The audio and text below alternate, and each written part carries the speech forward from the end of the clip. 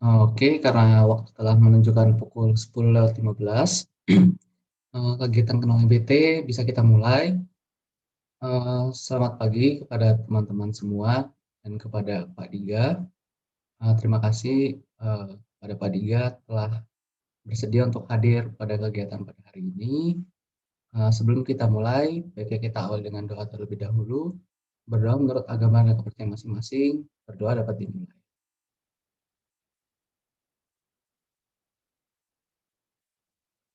Tidak ada kata cukup untuk berdoa.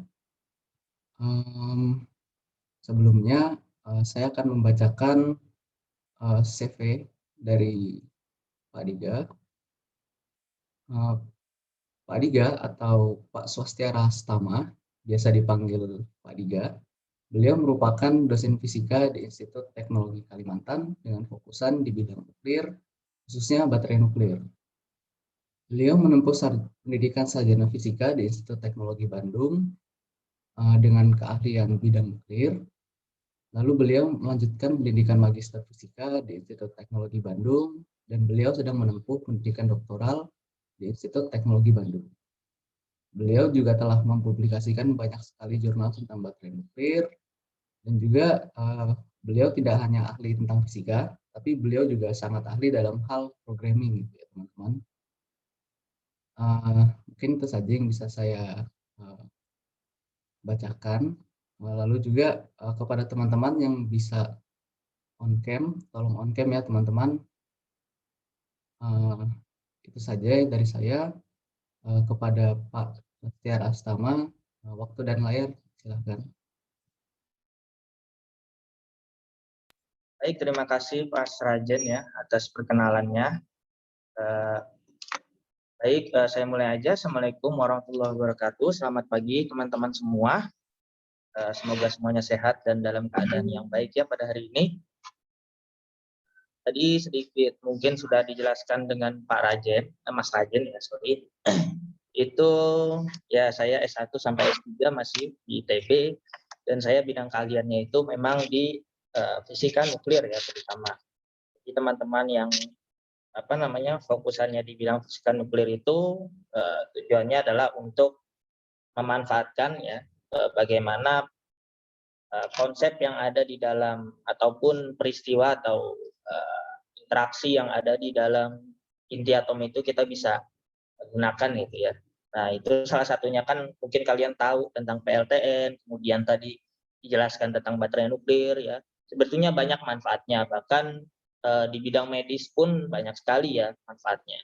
Nah, oleh karena itu perlunya kita mengetahui bagaimana pemanfaatan nuklir ini dalam bidang kehidupan kita itu adalah bertujuan untuk mendapatkan ya atau bagaimana kita mengutilisasi supaya sesuatu yang ada di dunia ini itu bisa kita manfaatkan lah. Oke. Nah, pada hari ini saya sebetulnya hanya membahas bagian kecil saja dari implementasi ilmu fisika nuklir ya. Salah satunya adalah untuk memanfaatkannya dalam bentuk energi. Ya, seperti teman-teman mungkin tahu, energi nuklir kan itu mungkin terdengarnya serba semuanya selalu PLTN ya, tapi sebetulnya nggak semuanya tentang PLTN aja gitu. Tapi ada juga tentang baterai nuklir, ada juga tentang reaktor fusi gitu. Nah, nanti akan kita bahas sedikit tentang itu semua. Ini saya share screen aja ya langsung. Oke. Sudah terlihat ya?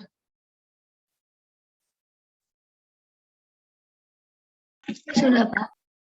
Oke. Baik. Jadi kita hari ini akan ngobrolin dulu tentang energi nuklir ya. Jadi energi nuklir itu mungkin teman-teman sudah banyak kenal ya, yang ada di gambar ini tuh pokoknya identik banget deh kalau ada dua tower seperti ini tuh, ini pasti PLTN ya. Nah, itu sebetulnya yang towernya ini tuh cuma pendinginnya aja toh ya. Jadi ini cuma pendinginnya aja ya. Mas Rajen mungkin tahu ya, ini namanya cooling tower ya. Jadi ini cuma pendingin reaktor. Nah, reaktornya sebenarnya ada di bagian yang kayak parabola itu ya, kecil ya, di situ lebih kecil lagi. Tuh. Nah, itu apa namanya? Yang mungkin teman-teman sering lihat gitu, PLTN. Oke. Nah, seperti mungkin ini tentang SRE ya. Jadi pastikan teman-teman setidaknya mengetahuilah tentang apa itu SDGs ya. Di mana setidaknya ada 17 SDGs yang ditargetkan para pemimpin dunia di tahun 2030 supaya bisa terpenuhi gitu. Walaupun ya memang kita dikendalakan sekarang ini oleh virus COVID ya. Jadi maka susah ya mungkin kalau untuk mencapai semuanya. Tapi setidaknya mungkin kita bisa melakukan beberapa aksi yang bisa memperbaiki kualitas dunia kita ini. Nah, ini 17-17-nya yang bisa kalian cari ya di internet. Mungkin nah, dua hal yang terpenting ya bagi kita ya yang bisa kita bantu, terutama yang di apa namanya fisika nuklir ya, yaitu adalah pertama kita bisa membantu memastikan akses terhadap energi yang terjangkau, dapat diandalkan, berkelanjutan dan modern bagi semua ya. Dan ini adalah tujuan SDGs yang ketujuh gitu. Ya, di situ kalian bisa lihat targetnya ya. Jadi tahun 2030 kita pengennya ada apa aja sih? Secara garis besar kita inginnya sih mendapatkan perbaikan terhadap energi yang kita gunakan gitu ya. Jadi sebelumnya kita menghasilkan gas emisi CO2-nya mungkin sekian banyak ya per tahun ya, kita berusaha kurangi sekarang dengan mengandalkan beberapa energi alternatif lain ya. Ya salah satunya mungkin sel surya, kemudian adanya geotermal mungkin kemarin ya Pak Media dan lain sebagainya. Nah itu energi yang sustain ya atau terbarukan. Jadi ada energi baru dan terbarukan. Energi terbarukan itu artinya adalah yang dia dapat sustain juga gitu. Walaupun tidak semuanya bisa sustain, tapi setidaknya kita bisa mengurangi apa namanya emisi gas buangan CO2 lah. Kenapa? Nah itu hubungannya pada SDGs yang ke-13 ya, yaitu adalah penanganan dari perubahan iklim. Kenapa perubahan iklim ini menjadi sangat penting ya? Ini kan sebetulnya isunya ini kita bahkan sudah diperingatkan ya oleh PBB sejak lama dan mungkin kemarin-kemarin teman-teman tahu ya Presiden Joe Biden yang berbicara bahwa tahun 2030 katanya Indonesia akan Jakarta akan tenggelam. Nah, itu dampak dari apa? Dampak dari perubahan iklim itu. Nah, bagaimana supaya kita bisa menangani ini semua? Ya ini tentu saja kalau kita tahu ya, Indonesia pun sekarang tengah mengejar defisit energi ya, di mana defisit energi ini dikejar dengan banyaknya kita membangun fasilitas PLTU ya. Jadi secara nggak langsung Indonesia masih berbeda ya jalannya dengan targetnya ini. Ya, padahal ini sudah diperingatkan. Nah, saya nggak tahu ya kalau masalah apa ya politiknya, tapi setidaknya tantangan yang akan kita hadapi ke depannya tentu aja dua ini itu harus kita penuhi. Yang perubahan iklim ini kita juga sudah rasakan.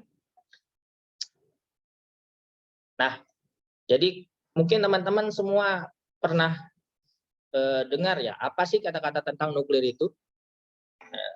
Kalau enggak tentang bom nuklir, ya kan?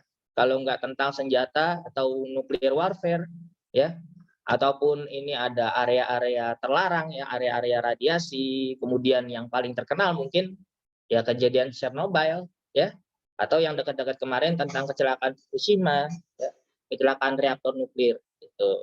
Pokoknya segala yang tentang ledakan-ledakan serem deh, ya. Kayaknya mindset kita dibawa seperti itu oleh media. Nah, kenapa kita dibawa oleh media seperti itu? Pastikan sebetulnya ada tujuannya. Tapi tidak semuanya mungkin teman-teman pikirkan itu hanya digunakan untuk hal seperti ini.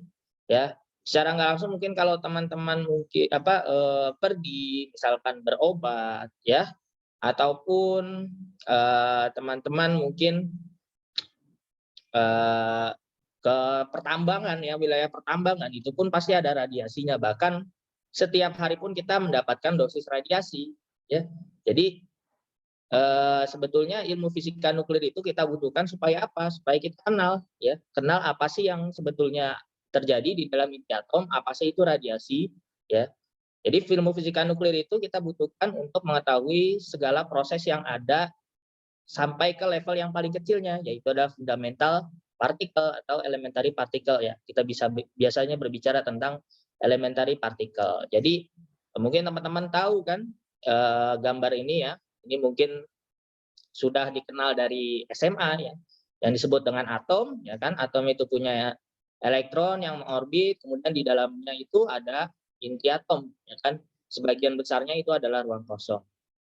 Nah, ilmu fisika nuklir itu khusus mengkaji tentang inti atomnya, ya.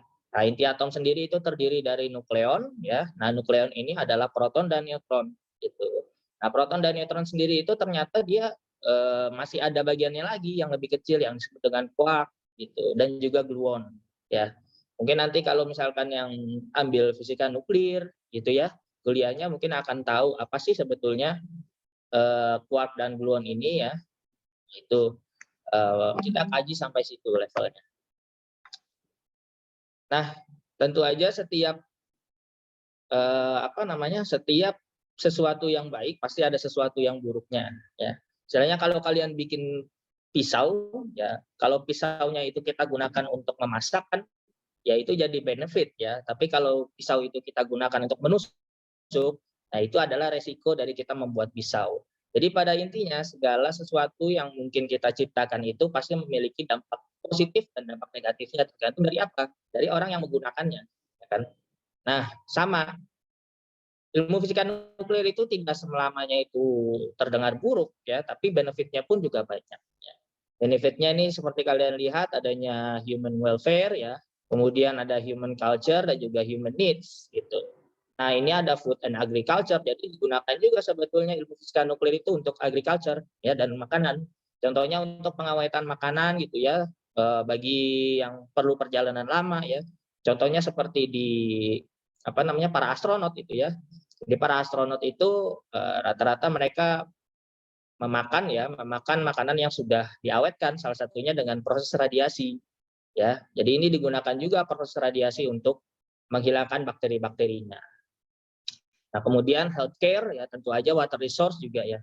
Nah, water resource ini juga kalau kita punya PLTN itu kita bisa mendapatkan clean water. Jadi adalah salah satu benefitnya juga gitu ya. Nah, healthcare ini kan udah jelas banget ya.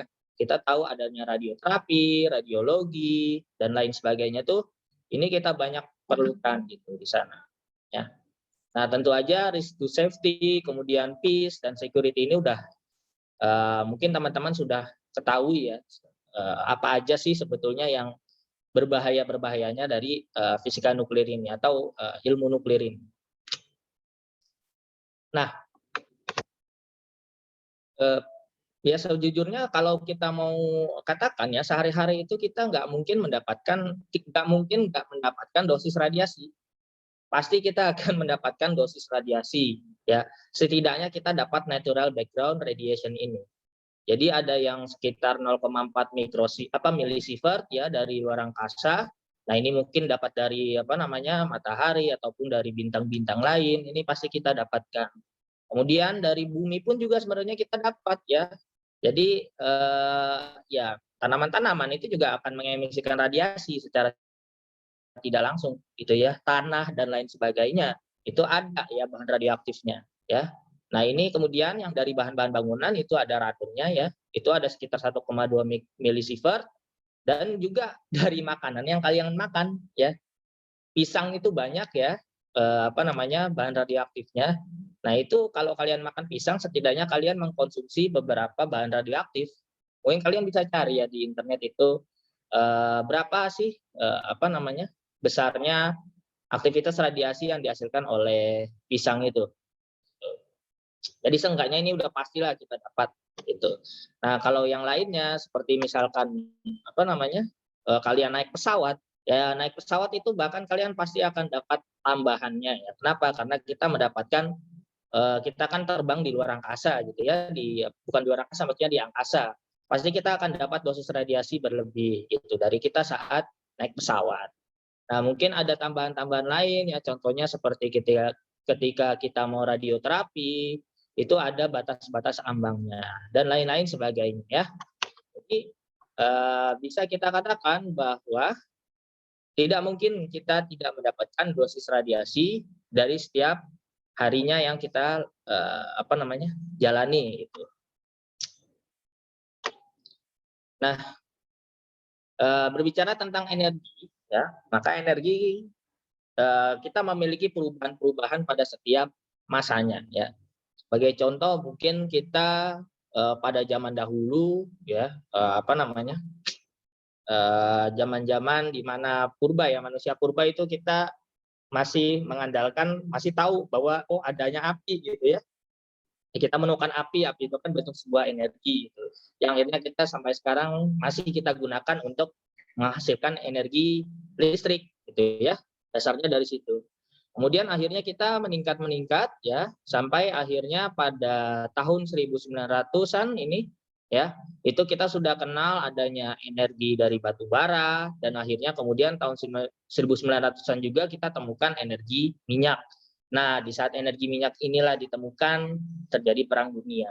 Jadi salah satunya pemicu perang dunia itu tidak lain adalah resource atau sumber daya. Di mana kita tahu ya, penguasa minyak saat ini adalah penguasa seluruh dunia itu ya. Jadi salah satu pemicu dari perang dunia ini adalah perang energi juga. Salah satunya adalah resource, yaitu adalah minyak dan batu bara.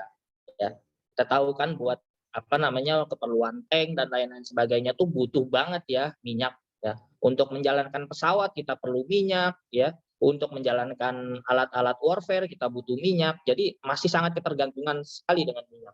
Semakin kita banyak sumber dayanya, maka akan semakin adidaya. Gitu. Nah, sekarang ya kita semakin ke sini semakin berusaha untuk menghilangkan hal-hal negatif yang kita dapatkan sekarang lalu-lalu gitu. Jadi sebisa mungkin kita menghilangkan ya ketergantungan kita terhadap energi fosil, yaitu adalah oil, coal, dan gas. Kenapa kita perlu hilangkan ketergantungan ini? Ya mungkin teman-teman sudah tahu bahwa ketiganya ini pasti akan mengemisikan gas karbon ya. Jadi hasilnya itu pembakarannya adalah karbon dioksida. Baik oil, coal ataupun gas itu ya, oil kan seperti tahu ya, dia ada rantai karbon, pasti nanti akan kalau ketemu oksigen pasti ketemu akan membuat CO2. Coal juga sama ya. Gas juga sama gitu. Jadi ketiganya itu pasti akan menghasilkan CO2. Nah, solusinya adalah beberapa di sini kalian lihat adanya biomasa, hydro, solar heat, dan wind. Ini tahun 2007 ya. Jadi sudah mulai bergeser. Bagaimana kalau energi nasional yang kita miliki sih sebetulnya? Nah, kalau kita lihat sebetulnya potensi yang kita miliki itu cukup banyak gitu ya. Terutama dari tenaga air dan panas bumi. Ini paling banyak. Ya. Nah, kenapa tenaga air dan panas bumi ini kita concern di sana ya? Ya karena pembuatannya pun jauh lebih masif gitu. Jadi sekali dibuat itu bisa membuat melistrikkan banyak tempat, gitulah gampangnya. Ya.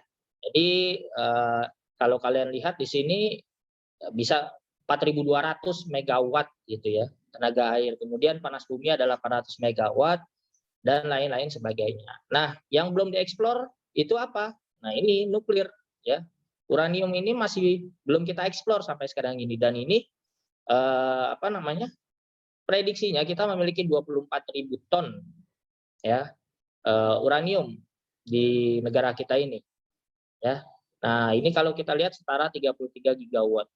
Nah, untuk mengoperasikan nuklir itu juga tidak seperti coal maupun oil ya. Jadi untuk menghidupkan setara dengan oil, coal, dan gas itu kita hanya membutuhkan sedikit saja energi nuklir ya. Mungkin kalian nanti bisa hitung-hitung sendiri ya berapa besar energi yang dihasilkan dari reaksi nuklir ya, sekitar 200 megaelektronvolt gitu. Nah, kalau ini kan sekitar hanya 2 sampai 3 megaelektronvolt ataupun ya ordernya elektronvolt ya, berbeda dengan uranium. Gitu. Kalau kita melakukan reaksi fisi. Jadi kita mendapatkan energi yang jauh lebih besar kalau kita mau memanfaatkan energi nuklir. Nah, dari mana sih sebetulnya energi nuklir ini berasal? Ya, setidaknya kita yang sudah kita explore, ya, itu setidaknya kita bisa memanfaatkan 3 buah pemanfaatan reaksi yang ada di dalam inti atom, yaitu adalah reaksi fisi, kemudian reaksi fusi, dan peluruhan radioaktif. Ya, di mana reaksi fisi ini seperti kita tahu ini sudah banyak digunakan di dalam PLTN ya. Kuncinya adalah bagaimana mengontrol reaksi fisi ini supaya tidak besar gitu ya, alias dia bisa kita kontrol stabil ya. Nah, kemudian kedua adalah tokamak ya, yaitu adalah reaksi fusi di sini. Nah, sampai sekarang memang kita masih belum mendapatkan hasil yang bisa sustain ya terkait dengan reaksi fusi ini, tetapi nanti akan kita bicarakan ya. Kalau kita bisa mendapatkan reaktor fusi ya, maka solusinya ini sudah hampir terpenuhi ya. Solusi energi clean ini akan sangat terpenuhi jika kita memiliki reaksi fusi. Kenapa? Pertama, reaksi fusi itu tidak menghasilkan seperti PLTN. Kalau PLTN itu kan dia limbahnya itu kan masih limbah radioaktif yang jangka tahunannya tinggi ya, atau kalau kita bisa katakan dia adalah high level radioactive waste. Tapi kalau reaksi fusi ini benar-benar clean banget, keluarannya itu ya keluaran energi-energi limbah-limbahnya limbah-limbah yang aman ya, berbeda dengan yang ini. Itu yang PLTN. Jadi kalau kita mau mendapatkan yang betul-betul solusinya itu adalah reaksi fusi ini. Gitu. Nah, berikutnya ada peluruhan radioaktif yang digunakan dalam baterai nuklir. Nah, baterai nuklir sendiri nanti kita akan jelaskan sih apa yang disebut dengan baterai nuklir. Tapi pada poin pentingnya di sini ya, setiap reaksi di sini pasti akan menghasilkan energi, dan energi itulah yang akan kita panen lah. Gitu. Nah, yang pertama kita akan bicara tentang PLTN dulu. Karya saya dulu.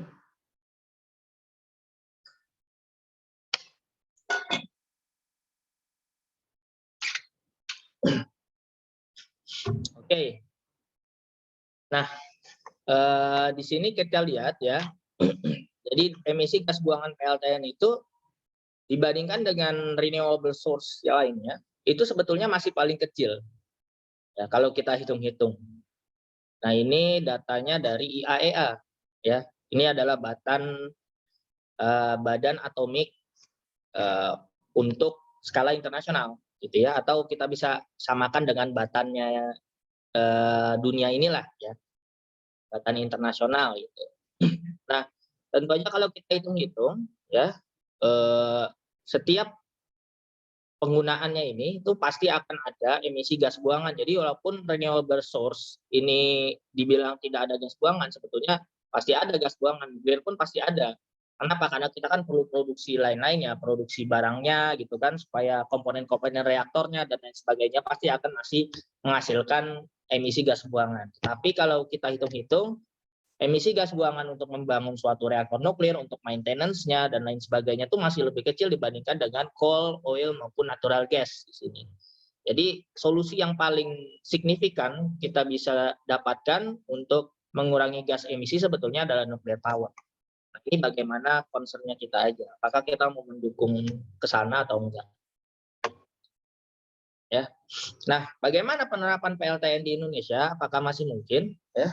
Jadi pada seminar nuklir safety ya di Yogyakarta pada tahun 2014 ini mantan kepala Batan ya itu membicarakan bahwa penurunan produksi minyak nasional ya ini sudah mulai kemarin menurun ya, dan akhirnya kita meningkatnya impor minyak. Nah, artinya apa? Kalau kita bisa bersaing di sini terkait dengan penggunaan minyak dan gas ya, dan juga batu bara. Nah, ini sebetulnya jadi obstacle terbesar atau penghalang terbesar terkait dengan persaingan kita dengan energi nuklir ya. Jadi selama sebetulnya kita masih merasa kalau stok resource kita itu masih besar ya, maka akan selalu ditentang gitu ya terkait dengan energi nuklir ini, karena ya ada kepentingan-kepentingan tertentu lah. Jadi masih dominan juga ya bahan bakar fosil, dan untuk implementasinya juga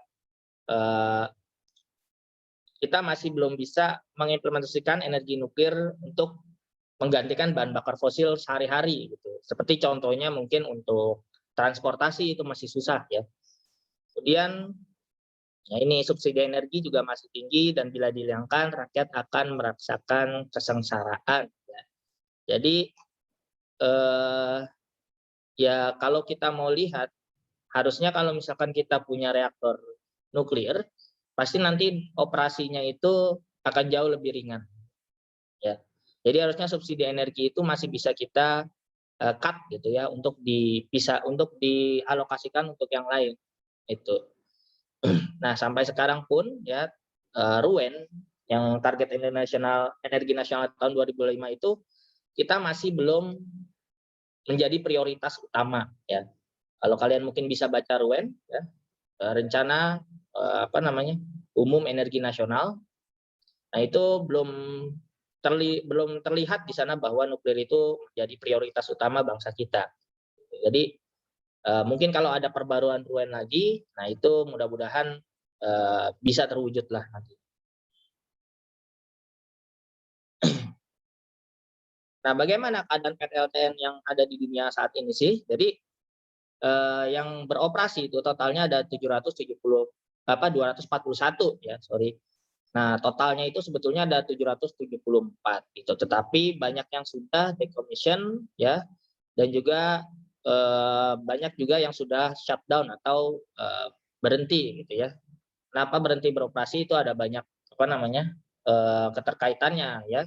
Seperti misalkan reaktornya sudah tua ya, kemudian dia tidak lagi pakai gitu. Kemudian mungkin sudah berganti ya, dari penggunaan reaktor mungkin sekarang penggunaan clean energy yang lain gitu, dan lain-lain sebagainya. Jadi untuk yang decommission maupun yang shutdown ini itu rata-rata ada di negara-negara yang sudah maju, negara yang sudah siap untuk EBT dalam skala besar ya. Nah, negara kita gimana? Negara kita aja masih defisit gitu ya sampai sekarang. Jadi untuk mengejar saat ini kalau mau ya tentu kita harus setidaknya mengejar defisit itu dulu. Nah, mungkin nanti akan meningkat lagi ya terkait dengan adanya reaktor generasi 3 dan 4. Ya, jadi ataupun yang reaktor modular saat ini sedang dikaji gitu ya. Nah, kalau ada reaktor yang baru mungkin nanti akan naik lagi trennya. Jadi trennya ini mungkin sekarang sedang menurun ya, dan nanti mungkin akan naik lagi setelah adanya reaktor jenis baru yang sudah diterapkan. Nah, ini mungkin sedikit update juga ya. Ada beberapa negara yang sedang membangun dan juga sudah beroperasi reaktornya. Jepang itu sekarang 40% yang beroperasi ya, dari seluruhnya ya, ada 54 NPP. Kemudian India juga ada 25% dan 4 lagi dibuat ya. Itu nggak tahu nanti tahun 2030 berhasil atau enggak gitu. Kemudian yang lain-lain nah, kita fokus di Indonesia aja. Jadi ya ini tulisannya NPP komersial tahun 2015 ya. Jadi ini plan ya, ini masih plan ya. Jadi sampai sekarang kita ini tahun 2014 saya lupa ini 2013 atau berapa ya. Mana ini ditargetkan 2015 ini NPP komersial, tapi sampai sekarang belum bisa ya. Nah, ini Indonesia, Vietnam udah punya ya. Mungkin sekarang sudah mau build gitu, dan kemudian UAE juga sudah mau build gitu. Nah, menariknya di sini ya, Indonesia sudah start dari awal ya. Jadi tahun 1954 coba kita sudah mulai R&D-nya, research and development-nya. Batan berdiri tahun 64 ya. Tapi coba kita lihat sampai sekarang belum ada ya. Jadi besi ya kanannya itu. Ya, terus kita bandingkan coba sama Cina coba ya. Ini Cina 58 dia baru mulai research reaktor ya. Ya, kita tahulah sampai sekarang bagaimana Cina ya. Itu. Terus kita lihat lagi ya yang lain-lain, ini ada Afrika Selatan ya kan, ini sudah ada ya Afrika Selatan loh ya. Itu. Nah, ini ya, apa namanya? Ya merupakan suatu keanehan untuk negeri kita ini. Bersih seperti ini sampai sekarang ya. Ini saya nggak tahu ya apa yang terjadi dalam periode ini, kenapa tidak ada atau akhirnya tidak bisa mengestablishkan NPP itu. Mungkin di sini kita masih memperjuangkan kesatuan negara kita kali ya. Nah, itu saya kurang tahu kenapa. Oke. Nah, itu yang hal paling kritisnya harus kita kritisi di sana. Nah, ini pada tahun 2004 ini datanya ya. Ini hanya data potensi uranium dan thorium aja, kemudian ada spekulasinya. Jadi beberapa tempat ini ada banyak ya. Sayangnya mungkin saya nggak tahu ya, ini udah dieksplor atau belum. Tapi di sini di Kalimantan itu tidak terlalu banyak ya. Yang banyak itu mungkin di daerah apa namanya Papua di sini yang banyak, karena mereka itu tambangnya berkaitan dengan tambang emas gitu. Nah, ini di Papua paling banyak. Oke. Nah, jadi prinsip dasar daripada reaktor nuklir itu sebetulnya adalah reaksi pembelahan inti atom. Ya. Prinsipnya ya, prinsip sederhananya itu ada neutron yang kita tembakkan ke dalam uranium 235 ya. Uranium 235 ini bahan bakarnya, jadi kita bisa kategorikan atau samakan dengan minyak sebetulnya. Jadi neutron ini adalah apinya atau pemantiknya ya. Nah, ataupun misalkan ini gas ya, kalau sekarang kan kita udah nggak pakai kompor minyak lagi lah, kompor gas gitu. Jadi pemantiknya ini adalah neutron, kemudian neutron itu memantikkan uranium 235 dan akhirnya nanti uranium 235 itu akan terbelah.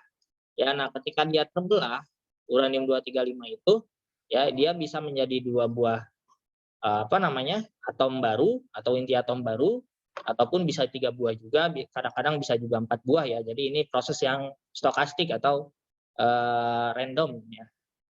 Nah, akan keluar juga di sana neutron-neutron yang baru. Ya, di sini setidaknya akan keluar minimum adalah 2 neutron ya. 2 neutron itu nanti akan digunakan lagi untuk memicu proses fisi lainnya. Sampai akhirnya seluruhnya bahan bakar itu akan terbakar ya atau terbelah semua. Ya, nah prosesnya ini untuk penyerapan ya neutron ini itu akan dikaji lebih lanjut di fisika nuklir ya sebetulnya. Nah, itu tentang apa? Tentang reaksi apa namanya? Reaksi berantai. Ya, jadi dengan adanya neutron yang keluar dari proses pembelahan ini, nanti neutron ini akan memantik selanjutnya dan seterusnya seperti itu. Dia berantai jadinya. Ya. Jadi pemantiknya cukup satu, tapi nanti akan menghasilkan banyak reaksi nuklir di sana. Nah, setiap pembelahan ini dia akan menghasilkan sekitar 200 megaelectron volt energi. Ya. Nah, energinya dalam bentuk apa? Dalam bentuk panas salah satunya. Nah, panasnya itu yang akan kita manfaatkan untuk menghasilkan energi listrik ke depannya. Ya. Jadi sebetulnya reaktor nuklir itu, PLTN itu tuh mirip fungsi kerjanya seperti kompor. Ya. Jadi mungkin kalau fossil power plant itu kan gunakan apa namanya batu bara ataupun minyak ataupun gas untuk memanaskan boilernya. Nanti kan apa namanya airnya itu kan akan mendidih, lalu didihan air itu uap airnya itu digunakan untuk memutar turbin dan akhirnya dia akan memutar generator dan akhirnya nanti akan didistribusikan, kemudian akan apa namanya kondensasi lagi dan seterusnya, dia mengulang siklusnya sampai bahan bakarnya habis. Nah, nuclear power plant itu juga sama ya, tetapi dia bukan menghasilkan api di sini, tapi dia menghasilkan panas ya. Jadi di sini ada kalau kita sebut di sini ada sirkuit primernya ataupun loop primer ya, biasanya kita sebut seperti itu. Nah, dia itu adalah penghasil panas utamanya. Jadi di dalamnya ada teras reaktor atau inti dari reaktor nuklir ya. Nah, disinilah tempat apa namanya reaksi fisi itu berlangsung ya. Di apa namanya yang warna-warna merah ada 3 batang ini tuh ya, itu adalah reaksi fisinya berlangsung di sana. Nah, nanti dari primary circuit ini itu akan memutarkan ke secondary circuitnya ya. Jadi istilahnya di sini aman lah, dia tidak tercampur dengan bahan radioaktif di sini. Nah ini biasanya dalam skema PWR ya. Ada lagi skema yang lain BWR dia langsung. Jadi beda-beda tiap reaktor. Tapi pada poinnya sumbernya itu sebetulnya sumber panas juga yang kita gunakan. Jadi mirip seperti kompor ya. Cuma bedanya kompornya ini kompor dari reaksi fisi. Kalau di sini kompornya dari kompor reaksi kimia, ya seperti itu. Oke. Nah, mungkin kalau kalian sering lihat dari beberapa presentasi nuklir, pasti akan ada penjelasan tentang ini, ya generasi-generasi reaktor nuklir. Jadi generasi 1 itu yang pertama kali kita kenal ya, prototype reaktor di Magnox, Shippingport, kemudian Dresden, itu yang generasi pertama. Kemudian akhirnya Atom for Peace kita gunakan di sana untuk menggenerasi energi nuklir. Kemudian generasi kedua, nah ini generasi kedua ini muncullah yang sekarang paling dominan, yaitu adalah PWR dan BWR. Jadi di dunia ini sebetulnya paling dominan masih reaktor generasi kedua gitu. Nah, salah satunya itu di sini juga ada Chernobyl ya. Chernobyl ini dia tipe reaktornya adalah RBMK. Nah, ini RBMK ini dibangun di Chernobyl itu ya, di Ukraina, yang akhirnya mengalami kecelakaan nuklir itu. Nah, kecelakaannya kenapa itu nanti bisa teman-teman cari ya. Itu banyak sekali resource yang bisa kalian baca gitu. Terutama bagaimana kalau kesalahan operasi itu sangat fatal akibatnya di dalam reaktor nuklir itu. Tapi kalau misalkan kita tidak kita tidak aneh-aneh gitu ya, sebetulnya aman-aman aja ya. Kecelakaan yang paling besar kan ya, ada 3 gitu ya, itu Three Mile Island, Chernobyl, sama Fukushima doang saat ini gitu. Walaupun ya memang skalanya itu besar ya. Dan di Chernobyl ini ada tujuan dan maksud kenapa bisa kecelakaan itu ya, Mas Rajen ya, mungkin pernah dijelaskan ya kenapa Chernobyl itu begitu tidak sesuai SOP sekali gitu pelaksanaannya ya. Nah itu bisa kalian baca-baca lah ya. Dan generasi ketiga, nah ini generasi ketiga yang sudah ada juga, sudah beroperasi juga, itu ada ABWR ya, sistem 80 plus, kemudian AP600, IPR, ini sudah ada beberapa advance RWR ya. Nah kita fokusnya sekarang harusnya itu di generasi 3 plus ya. Nah ini ada evolusi dari desain, offering, kemudian yang paling penting adalah terkait dengan economics di sini. Dan yang generasi keempat itu terkait dengan safety. Jadi safety-nya ini sudah harus kita upgrade lah, dari generasi ke generasi ya. Nah, kalau kita lihat ya tipe-tipe PLTN dunia itu sebetulnya banyak ya. Nah, ini yang paling umum kita mungkin temui yaitu adalah PWR dan BWR ya. Jadi PWR ini atau pressurized water reactor ya, dia itu menggunakan yang seperti tadi ya, di gambar tadi itu ada 2 loop ya. Loop pertama itu adalah loop yang primernya, itu langsung kontak sama reaktornya ya, sama inti reaktornya. Kemudian baru dia itu kita transferkan, di sini ada heat exchanger atau penukar elemen penukar panas di sini. Barulah nanti kita dapatkan uap dari elemen penukar panas ini gitu. Nah, beda dengan BWR, kalau BWR itu dia langsung nggak ada secondary loop-nya. Jadi dia langsung panaskan, keluar uap, nah uapnya itu yang digunakan ya. Ada keuntungan dan ada kelemahan dari kedua desain reaktor ini gitu. Kemudian reaktor yang generasi baru itu ada MSR, ada LCFR atau LFR ya, dan yang terakhir adalah HTGR di sini. Ini generasi 3 dan 4 ya. Nah, MSR ini ya dia gunakan garam cair sebagai bahan bakarnya, dan bahan bakarnya itu ikutan mengalir ya. Jadi dia bahan bakarnya ikutan mengalir dengan pendinginnya ya. Sama yang di sini dia gunakan lead atau tembaga. Jadi tembaga cair itu digunakan untuk mendinginkan reaktor gitu.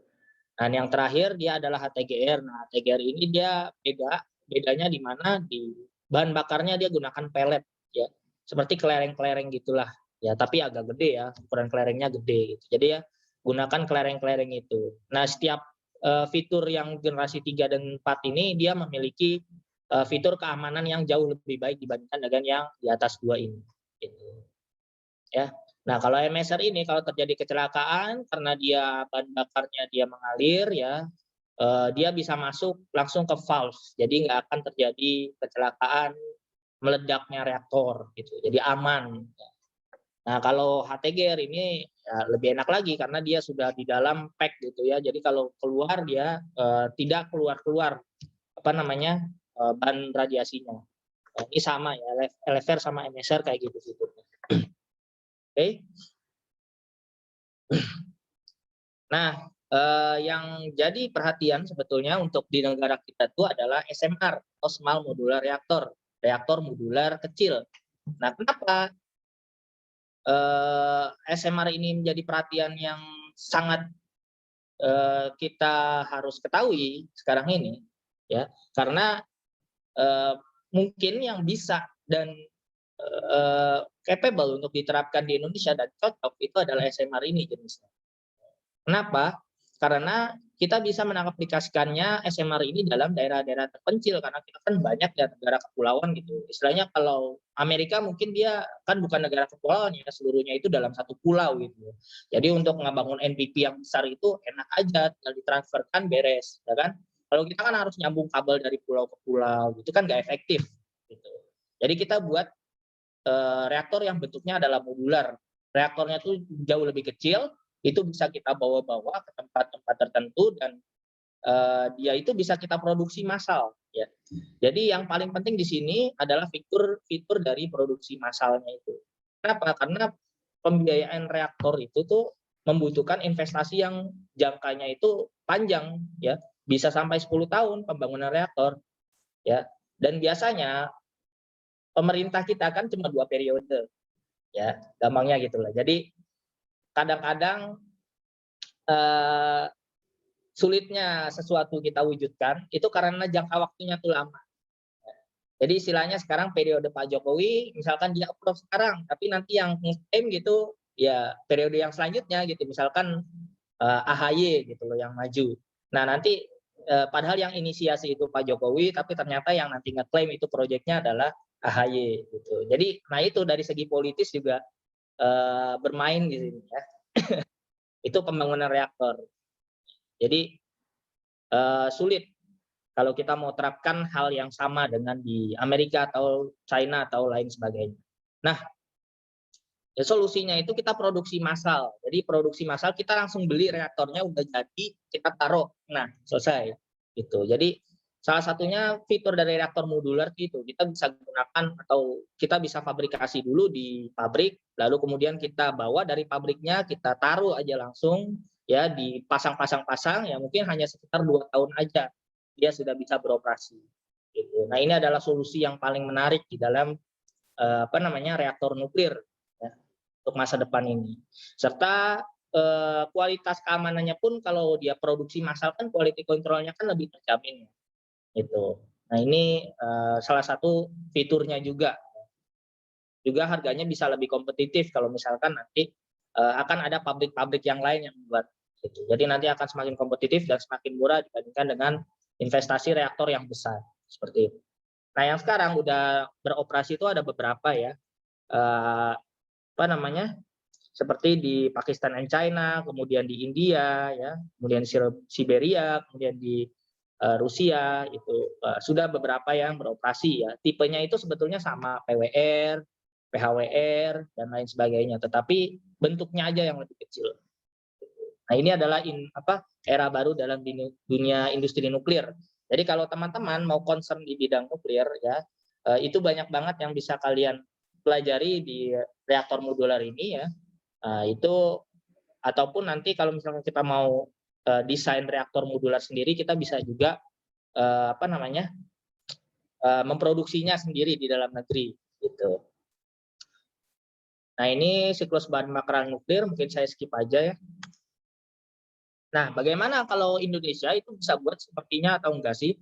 Sebetulnya kita punya banyak SDM yang bisa mendesain reaktor loh, sudah banyak. Tapi mungkin kita terlalu concern sama desain, ya, tidak concern pada bidang-bidang, contohnya ya apa namanya geopolitik ataupun mungkin nggak concern dalam bidang-bidang manajemen mitigasi dan lain sebagainya. Tapi kalau dari desain sebetulnya Indonesia itu sudah punya reaktor daya eksperimental sendiri, ya berbasis HTGR ya. Seperti tadi yang sudah dijelaskan ya, HTGR itu yang gunakan apa namanya kelereng-kelereng gitu ya sistemnya. Jadi kelereng, dia nanti kelerengnya itu nanti akan menghasilkan reaksi fisi dan akhirnya kalau sudah habis reaksi fisinya dia akan jatuh ke bawah. Jadi kayak apa ya istilahnya ya? Pernah main gacha ya, gacha apa namanya? Gacha yang bulat-bulat itu ya. Kalau kalian masukin koin kan nanti akan turun itu gacanya. Nah kayak gitulah. Jadi dia kelerengnya nanti akan jatuh seperti itu. Nah sebetulnya kita sudah mulai konseptual desainnya tuh dari tahun 2014.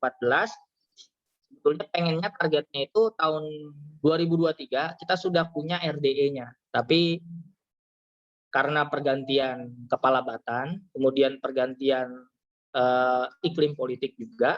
Nah ini mungkin saya nggak tahu ya kelanjutannya seperti apa. Pada intinya kita sebetulnya sudah punya sekarang ini desain reaktor kita sendiri.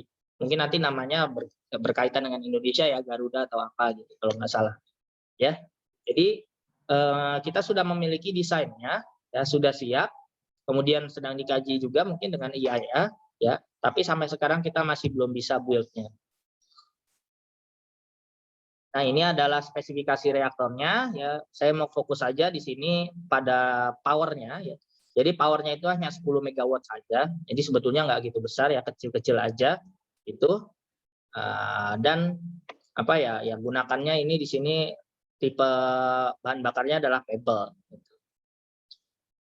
Nah, apa yang disebut dengan bahan bakar pebble tadi ya? Jadi kalau kalian lihat core-nya atau teras reaktornya itu yang dimiliki oleh yang pebble bed ini, dia bentuknya kan kayak kelereng-kelereng gitu ya. Jadi di sini bentuk lerengnya tuh diameternya 6 cm ya. Jadi bentuknya segede gini aja lah. Segede bola apa ya? Bola Pokemon mungkin ya. Pokemon atau apa gitu ya. Bola mungkin bola-bola kecil gitulah. Nah, kemudian di dalamnya itu ada graphite shell-nya ya. Jadi apa namanya? Graphite shell-nya ini nanti akan melingkupi di dalamnya adalah kernelnya. Ya, jadi ini tebal sekali lapisannya ya. Sampai di dalamnya tuh kernelnya tuh hanya kecil sekali sebetulnya tapi banyak lapisan-lapisan pendukung lainnya ya. Dan apa sih fitur utamanya Pak? Mendapatkan atau menggunakan kelereng seperti ini, itu kalau kalian mau belah ini nggak gampang, ya susah ini perlu teknologi tertentu untuk mengambil UO2-nya. Jadi kalau ada teroris yang mau ngambil bahan bakarnya ini, ya itu nggak gampang mereka ngambil bahan bakarnya, ya. Ya sewaktu-waktu mungkin reaktornya dibajak gitu ya oleh teroris, ya, seburuk-buruknya. Nah ketika dibajak kemudian diambil bahan bakarnya kan di dalamnya ada beberapa bahan bakar yang bisa jadi apa namanya senjata nuklir ya. Nah itu nggak gampang mereka buat dapetin bahan-bahan itu karena mereka butuh teknologi tertentu buat apa namanya menghancurkan lapisan-lapisannya itu. Itu disebut dengan proliferasi nuklir. Jadi keamanan proliferasinya tinggi dan reaktor ini tidak akan meleleh ya.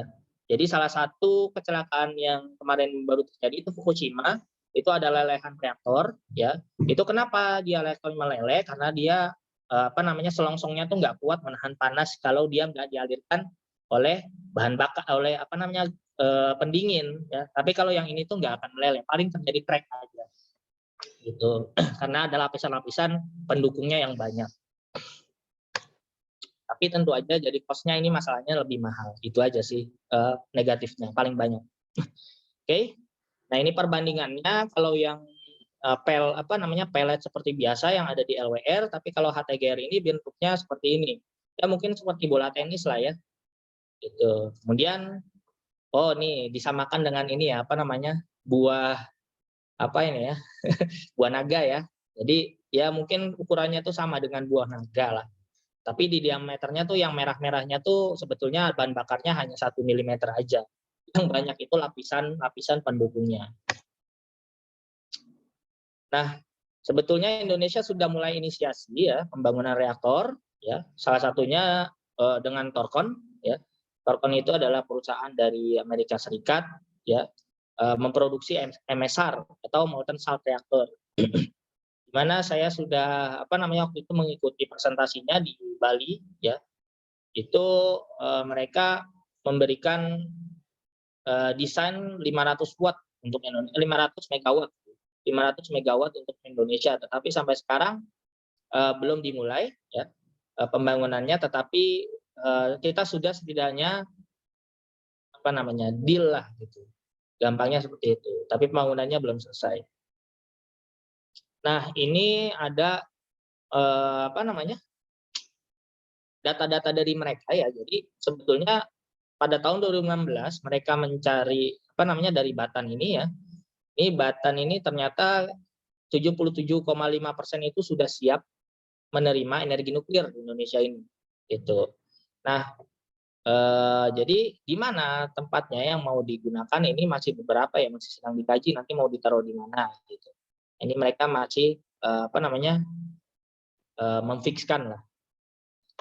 Nah, nanti reaktornya itu akan dibawa oleh kapal. Jadi reaktornya tuh udah dibuat dulu di Amerika, kemudian nanti akan dibawa oleh kapal, kemudian nanti akan ditaruh aja gitu di pinggir pantai. Gitu.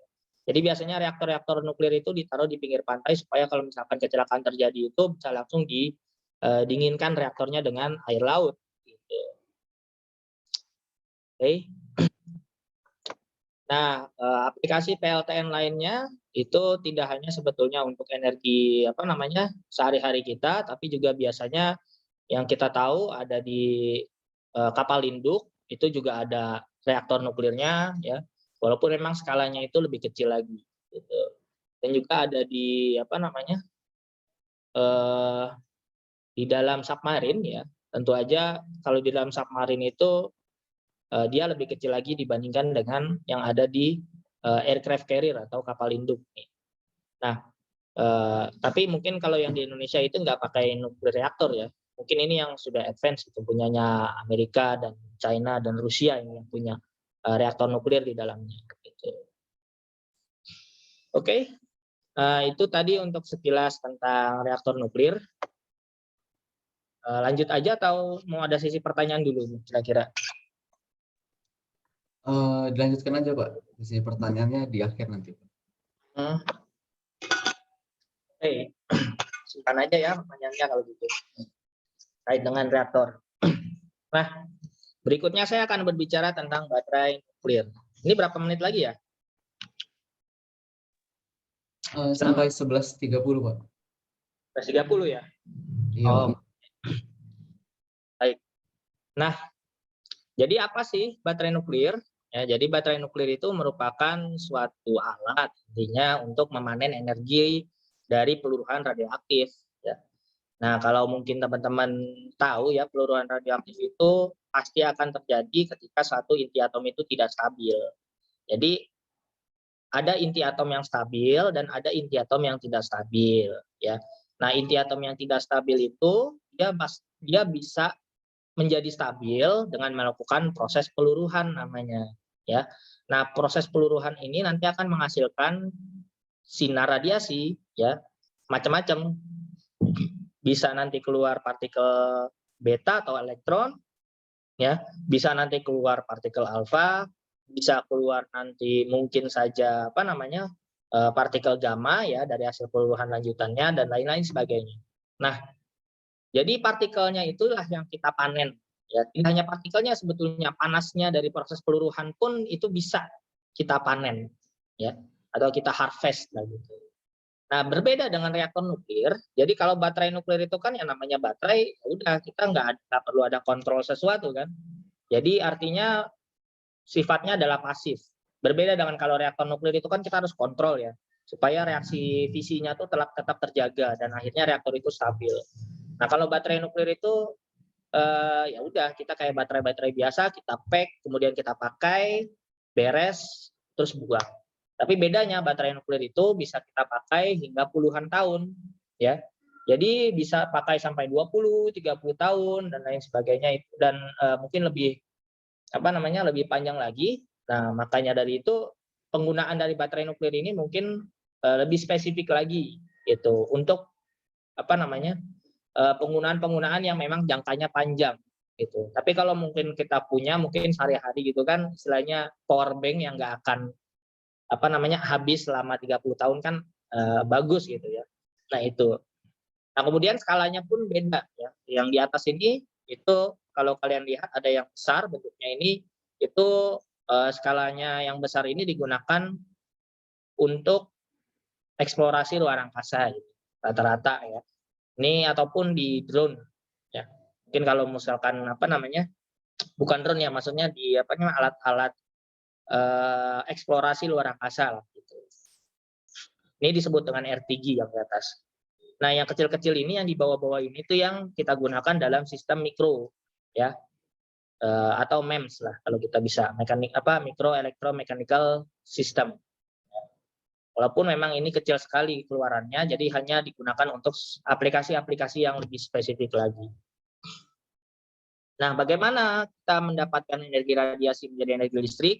Ya, peluruhannya maksudnya energi peluruhan radiasi jadi energi listrik itu ada dua cara secara besar, yaitu ada kita memanfaatkan partikelnya, ya. Dengan adanya partikel itu nanti dia akan melakukan ionisasi. Nah, proses ionisasi ini itu nanti bisa akan kita dapatkan energinya melalui 4 cara di sini. Setidaknya ada yang thermal, kemudian nanti akan di heat converter lagi, terus dia jadi electricity. Ya, jadi kita manfaatkan panasnya ketika dia terjadi ionisasi, ataupun yang kedua dengan gunakan semikonduktor. Ya, nah yang semikonduktor ini nanti dia prosesnya mirip seperti fotovoltaik gitu. Nah kemudian ada juga yang gunakan charge collector. Jadi nanti ditangkap tuh radiasinya ya, atau partikel-partikelnya itu akan ditangkap, kemudian nanti akan dikoleksi atau disimpan, kemudian akan terjadi kalau kita gunakan konverter tertentu nanti dia bisa menghasilkan electricity ya. Nah, kalau yang berikutnya dia gunakan mediator ya. Mediator nanti akan menghasilkan secondary particle, kemudian nanti seperti tadi ya semikonduktor juga baru dia hasilkan electricity. Nah, ini adalah cara kalau kita gunakan yang ionisasi. Yang decay heat juga sama ya. Yang decay heat itu kita gunakan panasnya ya. Jadi panasnya nanti akan dikonversi ya menjadi dengan menggunakan generator ya, salah satunya termoelektrik ya. Jadi panas ataupun dia gunakan excimer ya. Excimer ini dia seperti fotovoltaik. Jadi kita gunakan panasnya, kemudian dia nanti panasnya itu akan memunculkan excimer, lalu nanti mirip seperti proses fotovoltaik di sini. Gitu. Nah, jadi baterai nuklir tipe ionisasi itu biasanya digunakan di aplikasi-aplikasi yang kecil. Ya. Contohnya seperti drone yang yang kita bawa untuk bawah laut, ya, kemudian eksplorasi luar angkasa, ataupun yang paling sangat kita butuhkan sebetulnya saat ini adalah sensor-sensor yang bisa kita taruh di wilayah-wilayah yang jauh dari mungkin energi source yang lain seperti matahari maupun energi angin dan lain-lain sebagainya, itu kita bisa gunakan baterai nuklir ini ya, seperti contoh mungkin sensor tsunami ya, ataupun sensor-sensor gempa. Itu kalau kita gunakan baterai nuklir di sana ya, nah itu cocok sekali. Kita 30 tahun lah istilahnya, ataupun 20 tahun itu kita tetap masih ada suplai energinya di sana. Ataupun alat implantasi medis ya, seperti alat pacu jantung itu.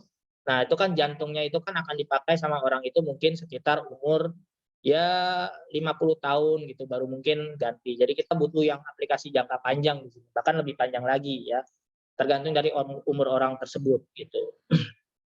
Nah, ini adalah aplikasi dari baterai nuklir yang mikro ya. Nah, ada apa aja sih baterai nuklir yang tipenya mikro ini? Nah, ini salah satunya adalah DCNB atau Direct Charge Nuclear Battery ya. Nah, ini menggunakan self reciprocating cantilever. Jadi di sini misalkan ada bahan radioaktifnya ya, bahan radioaktifnya itu ditembakkan ke copper ini atau tembaga ya. Nah, nanti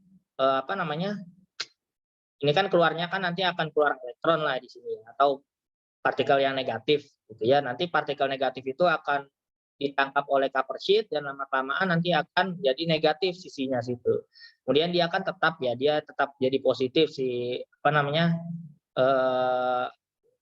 sumbernya itu kan jadi yang positif, sisi positif sama negatif kalau ketemu kan dia akan terjadi kayak elektrostatik ya, sehingga dia nanti akan menempel ya, ketika dia menempel dia akan terkejut sehingga dia akan menetralkan lagi dan dia akhirnya balik lagi. Nah, ketika dia menuju ke bawah itu ya, nah di sini akan terjadi pergerakan arus. Kenapa? Karena kita gunakan bahan dieelektrik atau piezo ya, piezoelektrik.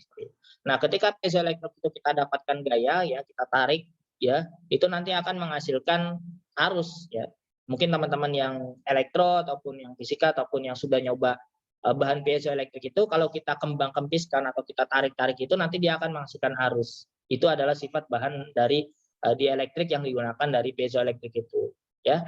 Jadi kita gunakan piezoelektrik untuk mengkonversi yang kita dapatkan sini. Dan siklus ini akan terus berlangsung sampai aktivitas radiasinya itu nanti akan berkurang. Terus dia akan habis, nanti dia akan balik lagi, terus dia akan ditembakkan lagi dan memutar. Nah, kemudian yang kedua adalah alpha voltaik atau beta voltaik. Yang ini mungkin kalau diterapkan di hal-hal apa namanya yang memang aplikatif itu mungkin nggak bisa, tapi ini secara ide ini bagus lah gitu, ada gitu, bisa juga diterapkan. Tapi kalau buat apa namanya aplikatif itu masih kurang jelas gitu arahnya kemana gunanya. Nah kalau ini, nah alpha voltaik atau beta voltaik ini yang sudah banyak diterapkan ya sebetulnya. Dan ini bidang concern saya sebetulnya di alpha voltaik dan beta voltaik ini.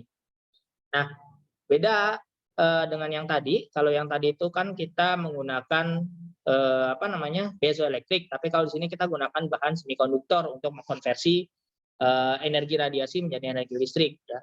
Prosesnya sebetulnya sama kayak fotovoltaik. Jadi sumber radiasinya itu nanti akan mengemisikan sinar radiasi, ya kemudian nanti sinar radiasinya akan ditangkap oleh semikonduktornya, maka akan terjadi efek. Kalau di fotovoltaik kan karena foton ya yang menghasilkan pasangan elektron hole. Kalau di sini karena dia partikan radiasi tertentu ya namanya alpha voltaik atau beta voltaik ya. Jadi nama apa namanya kejadiannya itu kita bisa sebut dengan efek beta voltaik. Nah, ketika dia akan masuk ke dalam, kemudian dia akan menghasilkan pasangan elektron hole ya sama seperti itu, nanti akan terjadi aliran arus listrik kalau kita kasih beban seperti itu. Jadi mirip konsepnya seperti fotovoltaik. Nah, untuk materialnya sendiri itu sebetulnya bisa kita gunakan tritium ataupun nikel 63 ya. Nah, ini kalau kalian lihat ya, waktu paruhnya nih kalau tritium dia 12 tahun ya. Kalau nikel 63 bahkan bisa sampai 100 tahun. Ya, jadi kita bisa gunakan kalau untuk nikel 63 ini waktunya itu jangka waktunya lebih lama ya, tetapi konsekuensinya aktivitasnya lebih kecil ya. Aktivitas spesifiknya lebih kecil, jadi kita membutuhkan sesuatu apa namanya nikel 63 yang lebih banyak dibandingkan dengan tritium ya. Tapi kalau kita gunakannya ini bisa sampai 100 tahun bahkan ya. Nah, ini bentuk-bentuknya yang sudah diterapkan ya. Jadi tritium ini sebetulnya sudah diterapkan pada jam tangan ya. Jam tangan yang nyala-nyala itu loh, yang glow in the dark ya. Itu ada di dalamnya material fosfor yang ditembakkan oleh tritium ini. Gitu. Jadi tritium itu nanti akan menembakkan material fosfor, terjadi efek fotovoltaik, terjadi efek pendaran, ya, sintilasi namanya. Nah, pendarannya itulah yang nanti akan warnanya hijau-hijau seperti ini. Tapi bahan dasarnya yang membuat dia hijau itu adalah tritium. Nah, kemudian ada juga yang PIDEK, ya. Jadi PIDEK ini sebetulnya hanya kelanjutannya aja dari sini. Jadi kalau PIDEK itu kita gunakan apa namanya bahan radiasinya, tapi kita konversi dulu dengan material fosfor atau sintilator. Jadi lebih aman lah untuk sel fotovoltaiknya. Dia kan kalau di sini kan dia langsung, ya kan, langsung kita gunakan sumber radiasi energi tinggi untuk apa namanya menggenerasi arus. Tapi kalau di sini kita nengahin dulu sama material tertentu supaya dia nggak langsung nimpakan ke fotovoltaiknya. Kita konversi dulu ke foton yang energinya lebih rendah, jadi dia lebih aman. Nah ini skema PIDEK. Tapi konsekuensinya efisiensinya bisa lebih menurun gitu. Jadi lebih kecil lagi efisien outputnya mungkin lebih kecil lagi. Nah berikutnya mungkin yang tipe konversi panas. Jadi kalau panas itu biasanya memang digunakan untuk skala-skala besar seperti contohnya untuk apa namanya eksplorasi ruang angkasa ya ataupun untuk di submarin gitu ya, ataupun mungkin di bidang-bidang tertentu yang membutuhkan energi jangka panjang ya dari proses peluruan ini. Nah, bagaimana sih prinsipnya RTG ini? Jadi pada intinya RTG ini itu dia memerlukan radioisotop yang menghasilkan panasnya itu besar ya. Jadi dia menghasilkan panas kalau misalkan terjadi peluruhan ya kan, itu kan ada sebagian isotop yang menghasilkan panas ya. Panasnya itu ya cukup bagus ya. Nanti kita bisa mendapatkan atau mengekstrak panas tersebut dengan menggunakan efek Seebeck atau thermocouple ya. Jadi di sini ada yang bagian panasnya, ada yang bagian dinginnya. Nanti kita akan pertemukan itu, nanti akan terjadi aliran listrik seperti itu. Nah, nanti panasnya itu yang akan kita ekstrak di sini. Dan ini RTG ini itu yang paling sukses dibandingkan dengan jenis baterai nuklir lain karena dia berhasil kita terapkan sudah lama ya, itu untuk eksplorasi luar angkasa ya.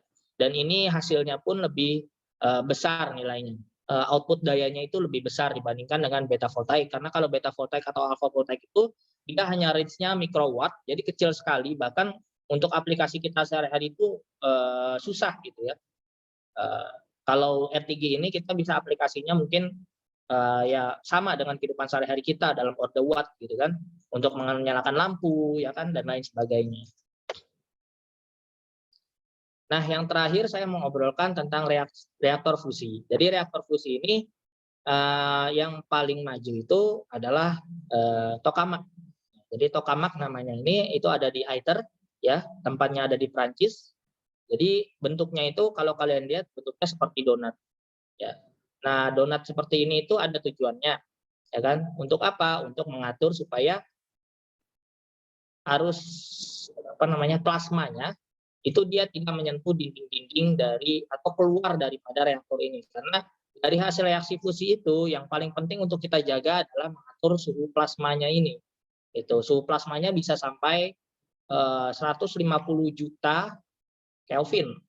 Jadi bayangin panas sekali ya. Nah, bagaimana cara mengatur plasma? Karena plasma itu sifatnya elektromagnetik ya. Kita bisa mengaturnya dengan menggunakan medan magnet kan. Nah, mungkin teman-teman sudah belajar di fisika dasar ya, ada medan magnet toroidal ya. Nah, ada juga mungkin kalau yang kalian belum tahu di sini ada yang juga yang koloidal. Jadi yang koloidal ini bentuknya seperti donat seperti ini ya. Kemudian yang toroidalnya yang seperti biasa yang muter-muter itu. Jadi kalau kalian lihat ini yang koloidalnya toroidalnya ya. Kemudian yang ini yang koloidalnya. Jadi dia kalau kita lihat yang toroidal itu nanti bentuk jalurnya lurus kayak gini. Kemudian koloidal itu nanti akan membentuk jalur yang muter-muter gini. Nah, kalau tokamak itu digabungkan jadi bentuknya spiral-spiral seperti ini. Jadi di dalamnya bentuknya medan magnetnya spiral. Nah, reaksi fusi itu pada dasarnya adalah reaksi penggabungan dari inti atom. Ya. Jadi dua inti atom yang ringan, ya tentu aja. Itu misalkan di sini ada hidrogen ya, hidrogen 2 kita sebut dengan deuterium ya.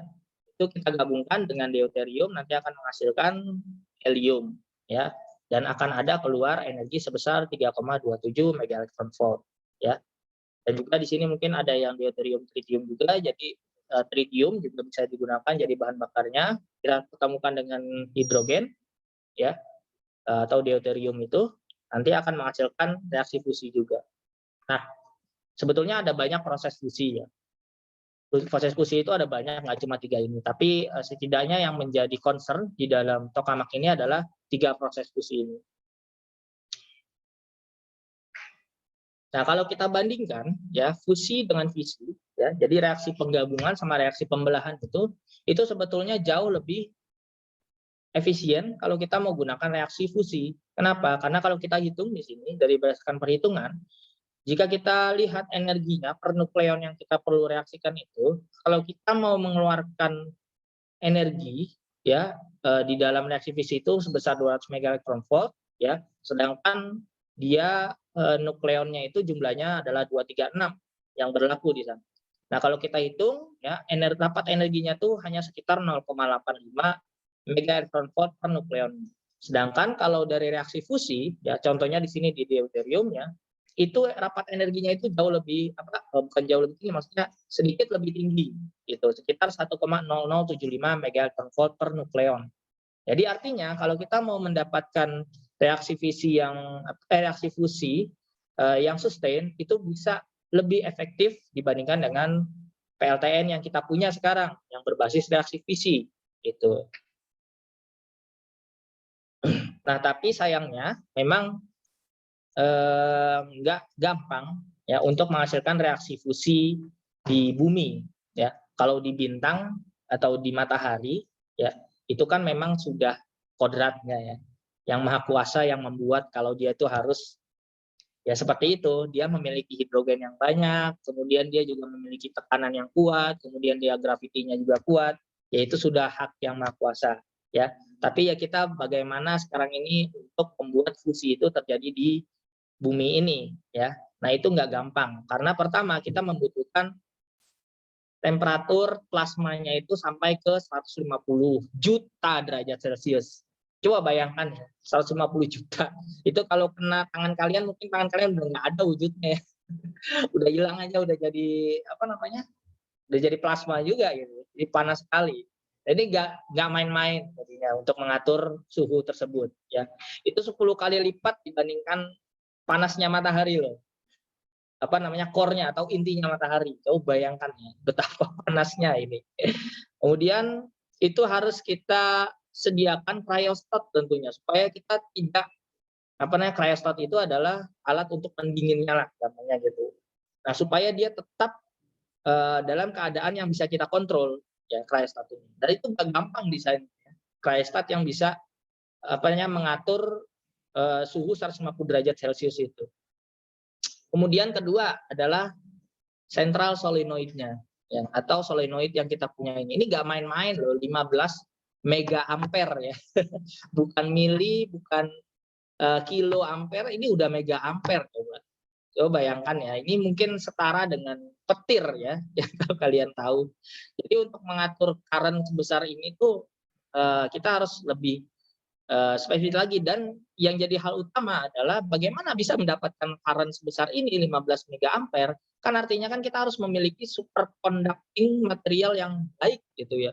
Nah, itu nggak gampang untuk mendapatkan itu ya.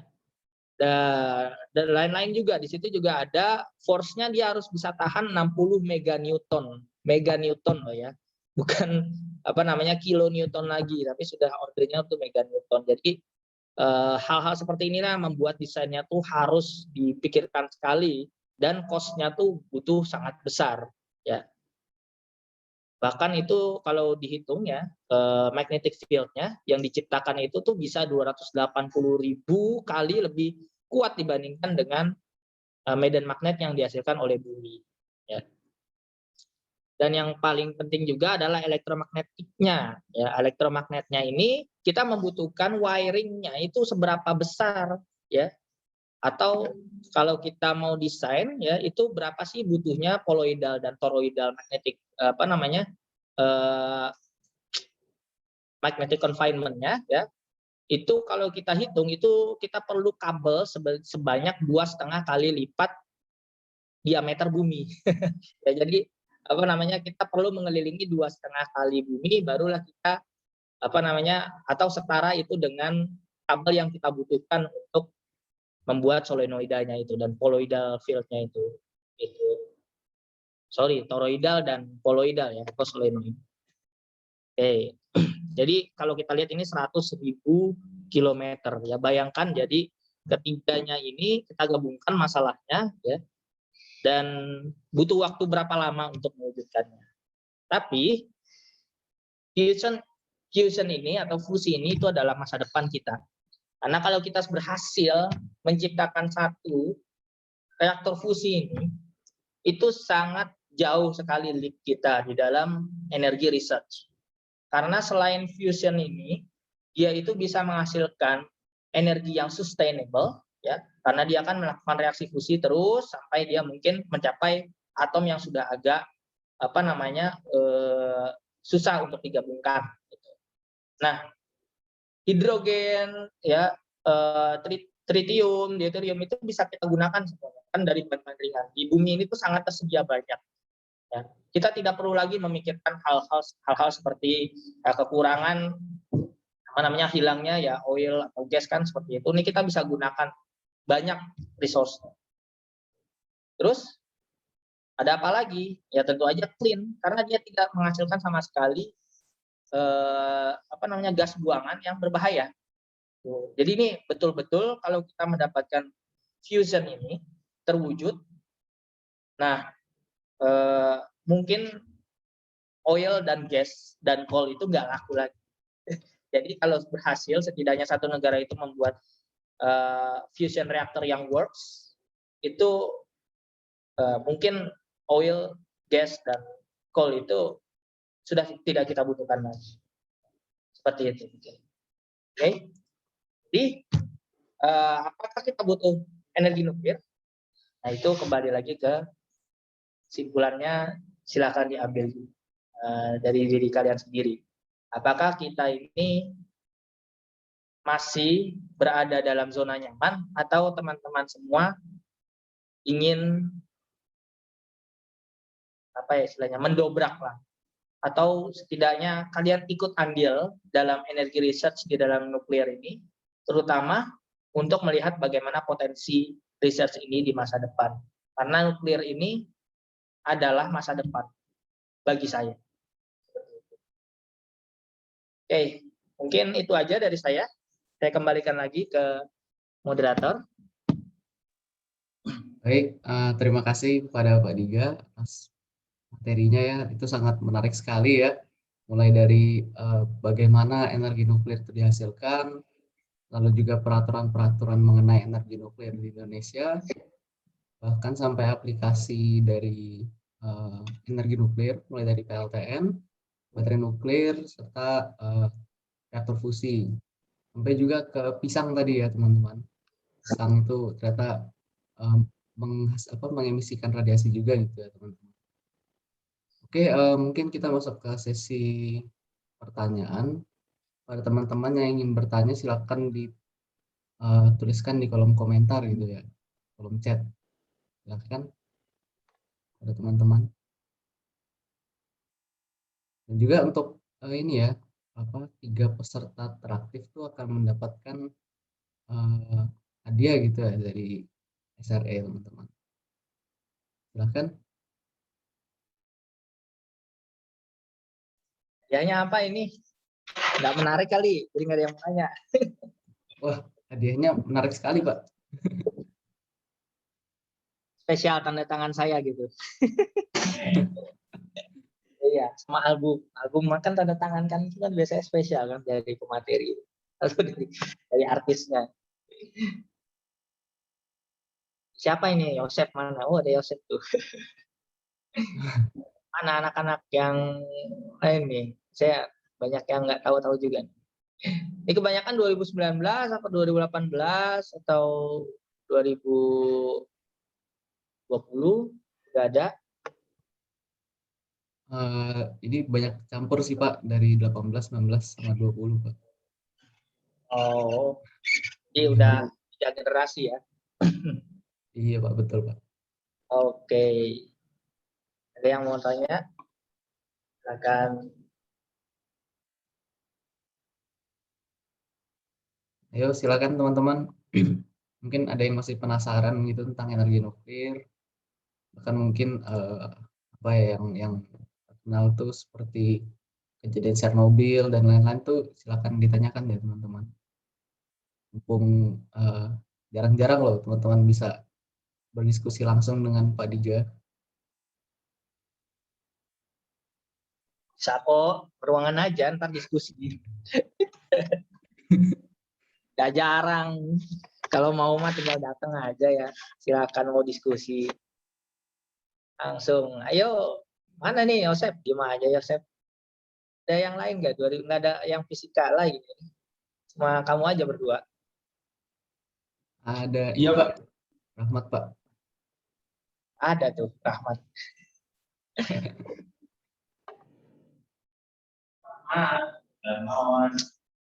Dan berat ya omongannya ya, nuklir ya. dari politiknya juga, ya kan? Itu memang lebih lawannya itu soalnya global tuh. Kalau itu elit.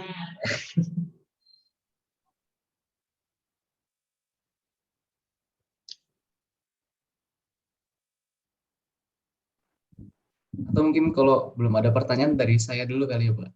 Ya, silakan. Ya, Pak.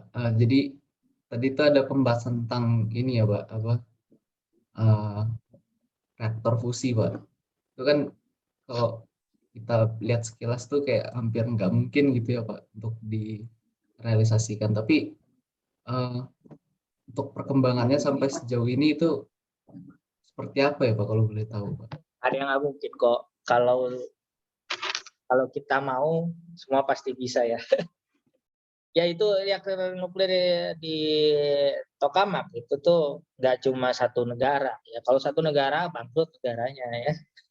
Jadi itu joint project ya.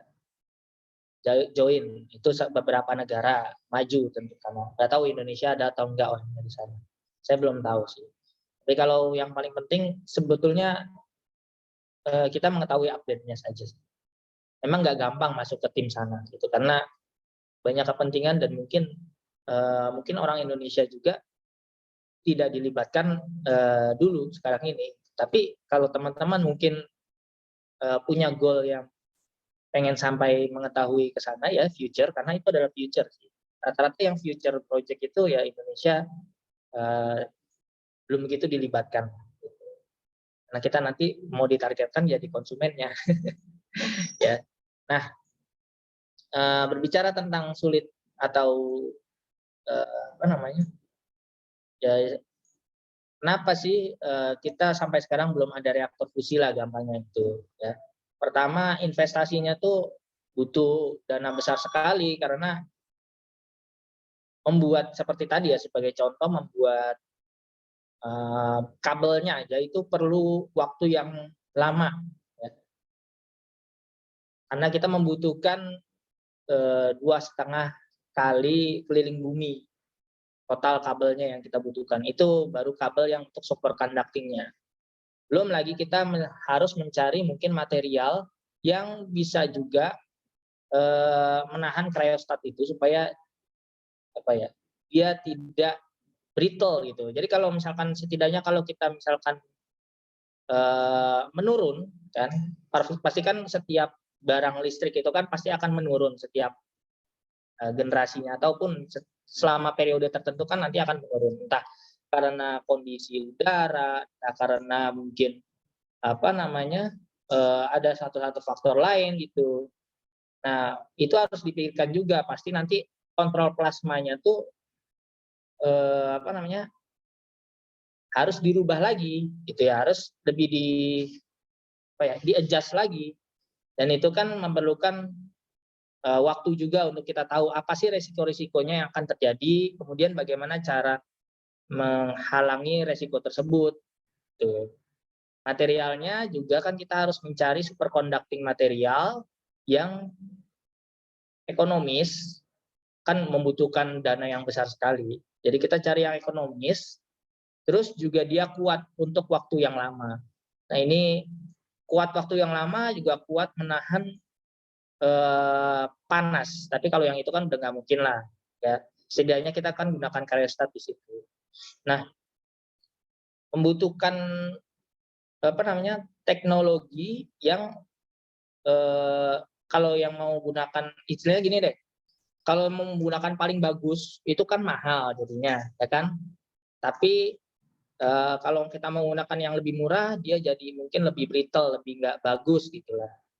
Nah, tapi bagaimana alternatifnya? Kita kan biasanya cari yang di tengah-tengah ya, yang harganya masih terjangkau, kita juga masih bisa mendapatkan performa yang baik. Nah, itu research itu tuh gunanya di situ.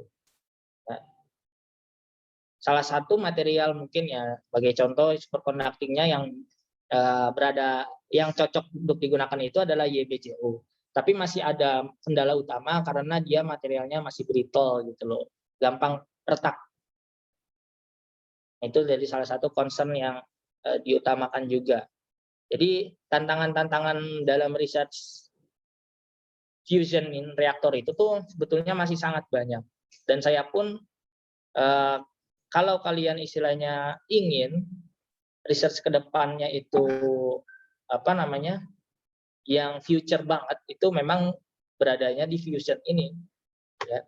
Tapi memang tidak banyak ahli-ahlinya, mungkin di Indonesia ini masih belum begitu banyak.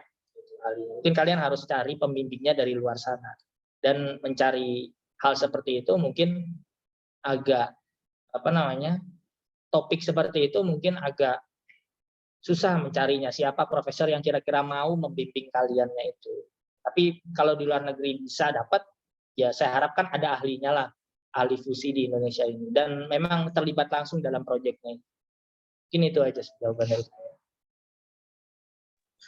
Baik, Pak. Terima kasih banyak, Pak. Ini dari teman-teman ada yang ingin bertanya gitu? Oh, ini ada dari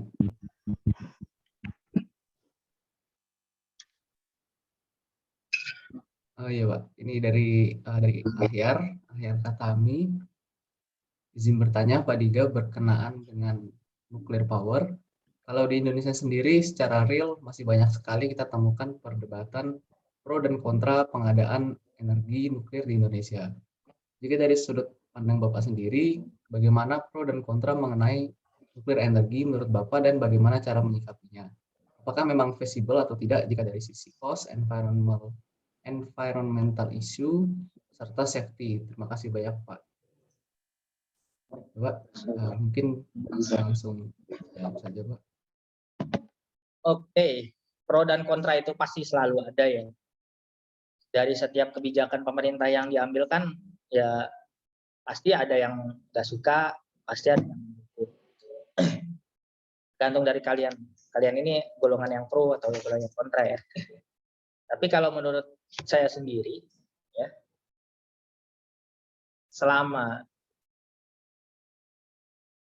kalau kita mau gunakan EBT yang full, istilahnya mengikuti tren di Eropa atau tren di Amerika gitu ya, yang mereka sudah beralih ke solar cell, kemudian beralih ke wind power dan lain sebagainya, itu menurut saya itu nggak akan kekejar target dari defisit, ini menurut saya loh ya, defisit energi yang kita alami saat ini. Dan ya keburu blackout duluan Indonesia. Prof lupa, Dewan Energi Nasional Indonesia ini juga memberikan warning lah istilahnya. Kalau Indonesia pace-nya tetap seperti ini dalam dalam pembangunan energi, itu dalam beberapa puluh tahun lagi, mungkin 2050, kita bisa blackout Indonesia, alias kita kekurangan energi ya, karena mungkin oil, coal dan tidak dapat memenuhinya. Tapi balik lagi, kita nih mau jadi negara apa sih targetnya? Negara industri. Kalau negara industri kita mau target, ya kita harus penuhi industri-industri kita. Kan mereka industri yang paling penting kan butuh energi banyak. Itu. Atau kita negara yang negara Nusantara aja, negara maritim itu yang hanya fokus pada bidang pangan. Ya. Itu kan beda lagi, target energinya kan yang kita perlukan kan beda lagi. Kalau negara industri, kalau menurut saya dapat kalau tanpa nuklir itu sulit mewujudkannya ya, karena apalagi satu sumber energi yang sudah kita ketahui sejak lama ya, sudah kita dapatkan dan bisa lokasikan di beberapa tempat yang memang terpencil juga ya. Kita gunakan yang SMR lah, gitu, yang small modular reactor yang sekarang sedang banyak kita kaji di sana. Apalagi gitu alternatifnya, coba solar cell tuh nggak mungkin kalian tuh butuh lahan yang luas ya untuk mendapatkan energi yang setara dengan mungkin PLTU aja, karena efisiensinya pun kecil. Wind power nggak semuanya tempat Indonesia punya wind yang bagus. Geothermal sama, geothermal paling cuma di beberapa daerah aja. Kalimantan ada atau enggak? Paling cuma beberapa aja kemarin Pak Medi. Nggak semuanya bisa terpenuhi dari geothermal. Udah gitu kan biayanya juga mahal ya. Investasinya pun nggak tahu dia profit atau enggak. Tapi kalau kita gunakan energi nuklir, ya, ya memang untuk di daerah-daerah yang memang nggak ada potensi sumber dayanya, ya satu-satunya solusinya adalah nuklir, nggak ada lagi. Seperti di Kalimantan ini kan, mungkin kalau dibandingkan dengan Jawa, ya potensi sumber dayanya ini lebih sedikit untuk apa namanya, untuk geotermalnya mungkin, ataupun mungkin sungainya juga beda ya, debitnya dengan yang ada di Jawa. Jadi ya, itu sih jawaban saya. Untuk apa namanya, dari sisi cost gitu-gitu, cuma sebetulnya tergantung dari pemerintah kita aja sih. Mau RAPBN-nya itu mau dialokasikan kemana ya? Kalau mau negara ini maju, ya menjadi negara industri, maka tentu harus didukung dulu infrastrukturnya. Ya bagus sih, memang sekarang kita sudah pembangunan infrastruktur di mana-mana. Tapi ya kan kita harus memikirkan juga gitu loh. Kalau mau industri kan butuh listrik, ya. Nah, itu harus disediakan juga. Makanya kan dipikirkan program 35.000 megawatt gitu kan. Tapi ya 35.000 megawattnya tuh apa aja? Apa PLTU lebih banyak gitu kan? Nah, kalau misalkan kita butuh target dalam sekian tahun itu terwujud atau enggak ya. Nah, sekarang kan apalagi dengan adanya kejadian luar biasa di tahun-tahun ini ya, nah, itu kan makin mundur lagi dari target kita. Jadi cost itu ya tergantung dari negara kita mau keluarin atau enggak kalau menurut saya. Ataupun ya pembangunan bantuan dari swasta atau seperti apa gitu yang untuk mewujudkan ini. Memang ini apa namanya, saya nggak berani berbincang banyak ya, karena saya juga belum paham ya terkait dengan bagaimana dari sisi politiknya. Tapi kalau dari cost-nya itu nggak ada masalah. Environmental issue itu dan safety apalagi ya. Safety itu sudah kita pelajari. Bahkan dari tahun berapa tadi kita punya ya, kita punya R&D dari kapan? Tahun 56 ya. Udah berapa tahun sekarang? Ya. Jadi harusnya orang-orangnya tuh udah pro-pro semua. Ya udah jadi pilot semua lah, udah bisa jadi pilot. Tapi sayangnya ya entah apalah yang membuat kita ditekan supaya nggak boleh. Environmental issue yang paling concern itu sebetulnya bukan environmental tapi lebih ke masyarakatnya siap atau enggak. Pasti ada kajian environmental kan, pasti ada ya kan, di tempat mana yang bencananya dikit ataupun yang apa namanya lain-lain sebagainya ya. Tapi yang nggak susah tuh adalah kesiapan mitigasinya. Masyarakatnya juga kita harus didik lah seenggaknya yang dekat-dekat dengan reaktor. Mungkin itu aja. Oke, ini saya lanjutin aja ya Mas Rajen ya. Jadi ada dari Dini juga nih ya. Oh iya boleh Pak. Kontroversi hubungan limbah air radioaktif ke laut. Ya, limbah air radioaktif mungkin bukan dibuang sengaja ya kan. Ya kita juga ada kontrolnya lah. Artinya kita kan nggak sembarangan gitu dalam membuat suatu mitigasi bencana terkait dengan kecelakaan reaktor. Yang menjadi concern di sini adalah leakage ataupun kebocoran. Jadi kita tahu di Fukushima itu yang bawahnya itu kan contaminated ya, tanahnya. Ya. Dan kalau ada air tanah ataupun ada intrusi air laut, itu kan pasti akan setidaknya keambil ya bahan-bahan radioaktif. Nah itu yang mungkin sedikit ya apa namanya membuat adanya limbah-limbah yang lewat di sana atau ya setidaknya terbawa ke laut. Tapi tentu aja ya kalau radioaktif ke laut sendiri itu selama ini belum saya pernah ketahui ya tapi kalau memang kita mau mendinginkan reaktor itu kalau ketika terjadi kecelakaan ya kita pakai air laut gitu. Kalau kita sudah tidak punya suplai air lagi yang kan kalau misalkan kita kenain panas gitu kan nanti kan pasti dia menguap kan langsung jadi airnya kan hilang. Jadi kita perlu air tambahan biasanya dari air laut. inginkan. Nah, pembuangannya lagi itu tentu aja mungkin ada sedikit yang bergerak ke laut, tapi jadi usahakan biasanya kalau misalkan reaktor itu ya selesai nih ya, core-nya selesai dipakai, biasanya akan ditenggelamkan di dalam suatu pool ataupun kolam gitu ya, kolam supaya dia bisa menurun dulu level radiasinya. Ya, nanti baru setelah menurun level radiasinya baru dia di-pack kemudian di reprocessing. Jadi ada proses reprocessingnya lagi. Seperti itu. Jadi limbah-limbah yang sudah contaminated itu akan ada rules-nya lagi, akan direproses dan lain sebagainya. Jadi dari reaktor itu enggak serta-merta langsung diambil terus langsung dibuang, enggak, diproses dulu. Prosesnya itu panjang. Sampai mungkin bisa ada yang beberapa bisa digunakan lagi, bahkan ada yang digunakan di rumah sakit gitu ya untuk terapi ya, ada kobaltnya kita ambil, ada cesiumnya kita ambil dan lain-lain sebagainya. Itu ada prosesnya. Jadi kalau ada limbah air radioaktif pun ya biasanya kita sudah siapkan gitu ya terkait dengan wadah limbahnya itu akan ditaruh di mana. Itu remote island, nggak di lingkungan penduduk. Itu aja. Oke. Ada lagi? Oh, ini ada nih Arman ya. Arman Maulana. Siapa Arman Maulana? Oh, itu penyanyi apa namanya?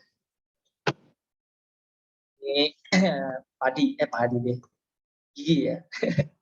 Oke. Fusi nuklir 100 million degrees Celsius.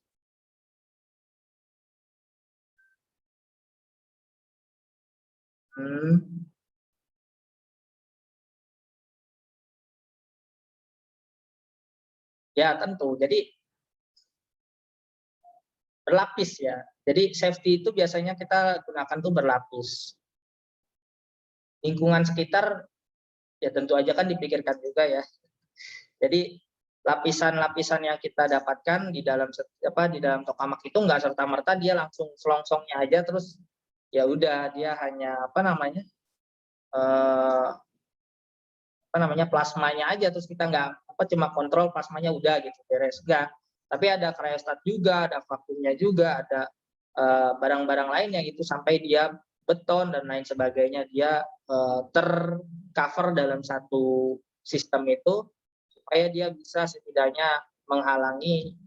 Pertama kan kalau radiasi elektromagnetik itu mungkin kalau teman-teman semua kan udah belajar kan pasti akan terjadi induksi elektromagnetik ya kan, artinya seenggaknya itu akan ada arus-arus yang muncul kalau misalkan ada logam, maka itu harus ditahan dulu kan supaya radiasi elektromagnetiknya tuh nggak keluar.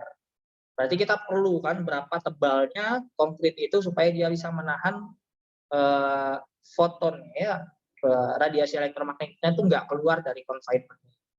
Itu pasti dipikirkan. Yang mempengaruhi lingkungan tentu aja kalau di sekitar reaktornya mungkin akan ada ambang batas tertentu ya yang harus kita ketahui gitu. Apa saja sih operasionalnya kalau kita masuk ke dalam reaktor itu? Seenggaknya gini lah, kalau misalkan kalian masuk ke reaktor nuklir ya yang sudah ada sekarang, itu kan kalian harus mengantongi Geiger counter ya atau pemantau dosis radiasi ya. Nah, ketika kita masuk nanti ke dalam reaktor fusi itu pun juga kita harus ketahui itu karena pasti akan ada radiasi neutron yang keluar dari sana ya kan. Neutron itu kan dia daya tembusnya lebih kuat ya dibandingkan dengan radiasi EM. Itu nanti akan dipantau juga, itu pasti akan ada pemantauan. Tapi kalau untuk di lingkungan sekitarnya itu ya, maksudnya yang di luar dari reaktornya itu pun lebih aman ya, cenderung lebih aman reaktor fusi. Kenapa? Karena kalau reaktor fusi ini dia itu tidak menghasilkan limbah radioaktif. Itu kuncinya. Kalau reaktor fisi itu kan dia menghasilkan limbah radioaktif. Limbahnya tuh macam-macam, ada plutonium masih ada, yang ada protactinium, banyak bahan-bahan yang beracun. Selain beracun, tingkat radioaktivitasnya juga tinggi dan lain sebagainya. Tapi kalau reaktor fusi itu maksimum cuma jadi Fe56 atau besi. Mungkin yang teman-teman fisika udah pada tahu ya. Jadi ada grafik tuh ya, grafik apa namanya? Energi ikat per nukleon. Nah, itu puncaknya itu ada di besi. Nah, ketika dia udah jadi besi, dia udah nggak bisa lagi terjadi reaksi fusi. Jadi puncaknya itu besi. Artinya sehingga lebih aman, cenderung lebih aman terkait dengan limbah-limbahnya. Tidak limbah yang besar-besar dihasilkan dari sana. Jadi kalau kalian mungkin belajar ya tentang bintang itu untuk melihat umur bintang tuh biasanya kita lihat bagaimana susunannya. Biasanya di dalamnya tuh core-nya udah ada besi seberapa besar, gitu ya, seberapa banyak. Itu nanti akan apa namanya? Menentukan berapa umur bintang. Jadi kalau dari apa namanya segi limbah itu jauh lebih aman dibandingkan dengan limbah PLTN yang sekarang kita punya. Kalau meledak, ya itu beda lagi kasusnya ya. Nah, uncontrol. Ya percayalah dengan engineer kita dan saintis kita. Ntar dulu ya. Ngobrol-ngobrol dulu aja bentar. Iya Pak, mungkin untuk sesi tanya jawabnya sudah cukup kali ya Pak, karena waktunya juga. Oh ya. Iya Pak. Oke. Mungkin kalau misalnya ada teman-teman yang ingin bertanya dan mungkin Pak Diga berkenan bisa langsung hubungi Bapaknya. Ya. Atau tadi yang Pak Diga bilang bisa langsung datang ke ruangan fisika ya teman-teman di 307B. Nah itu selanjutnya kita masuk ke sesi dokumentasi. Untuk teman-teman yang berkenan menyalakan kameranya bisa dinyalakan ya teman-teman.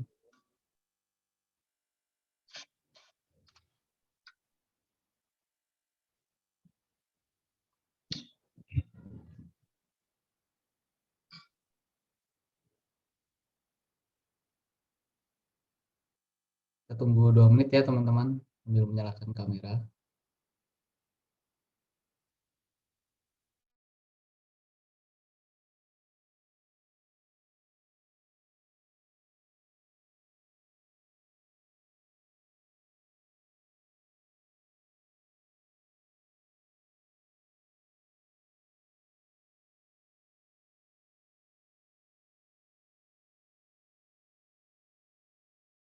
Yosep, mana ini Yosep? Nyalain kameranya dong, Yos. Iya Pak, ada acara juga Pak. Oh. Cara apa ini kali ini? Sikrap Pak. Emang enggak? Cara apa ya?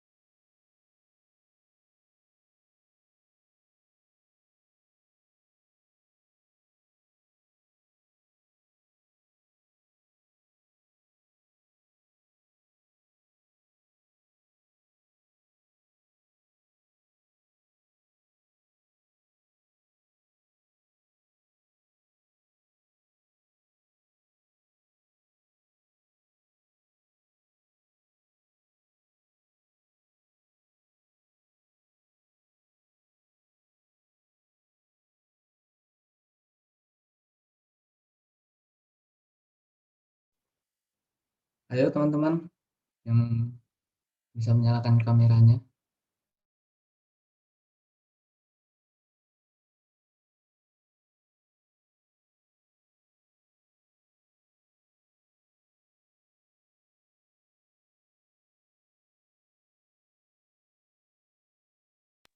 Ini saya virtual background-nya begini atau gimana, nggak apa-apa? Oh, nggak apa-apa Pak. Yang lain pada apa namanya bentuk-bentuknya gitu ya. Nah, ini lagi impostor. Kamu impostor di SRE kah? Bukan Pak. Bahaya ini. Tendang aja, tendang. Ayo, udah belum? Iya. Oke, kalau nggak ada lagi, saya ini ya teman-teman, saya screenshot. Mungkin bisa dipersiapkan gayanya, gaya bebas saya teman-teman ya. Saya hitung mundur, 3, 2, 1. Oke, lanjut ke slide kedua. Oke, 3, 2, 1. Oke, itu aja teman-teman untuk kegiatan kenal EBT kali ini. Selanjutnya kita tutup. Terima kasih banyak kepada Pak Diga atas ketersediaannya. Jadi teman-teman, dan selanjutnya akan ada sesi post test ya untuk teman-teman Energisen. Tolong jangan leave dulu. Mungkin itu aja. Sekian dari saya selaku moderator. Kurang lebihnya mohon maaf. Terima kasih kepada Pak Diga. Terima kasih Pak. Oke, Terima kasih, Pak. sama-sama semuanya. Sehat-sehat semua ya. Iya Pak. Sehat, Pak. Oke.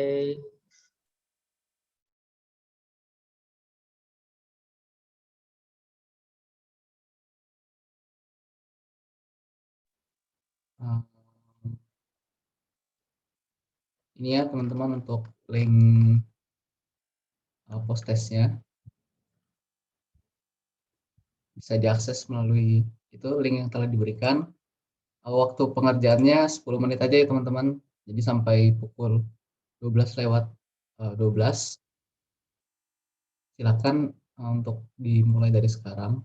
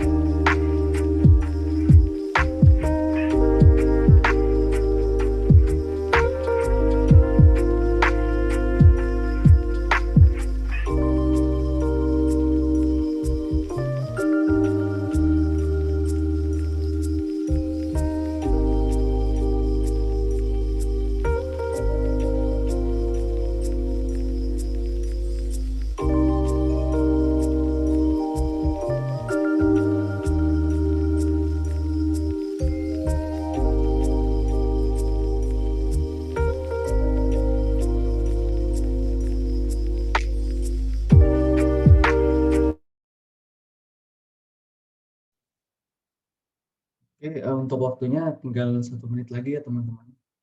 Mungkin bisa di-submit dari sekarang.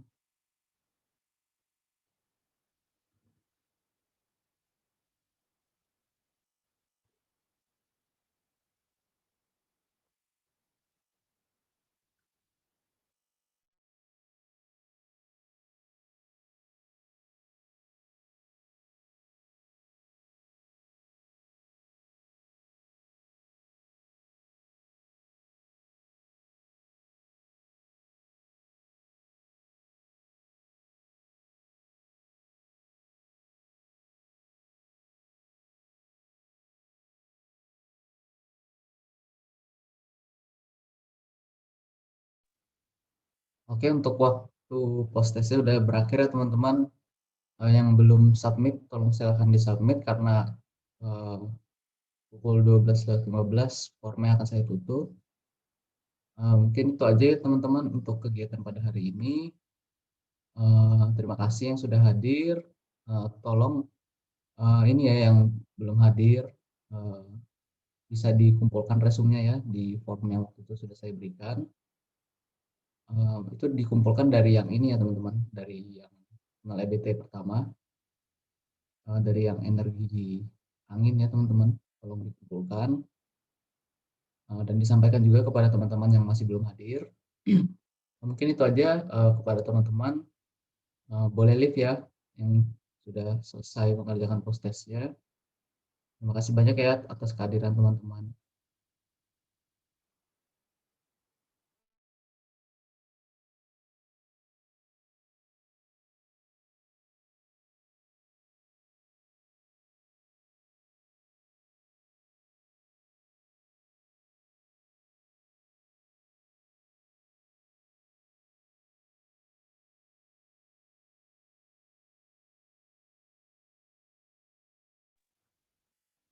Halo, halo. Belum di end.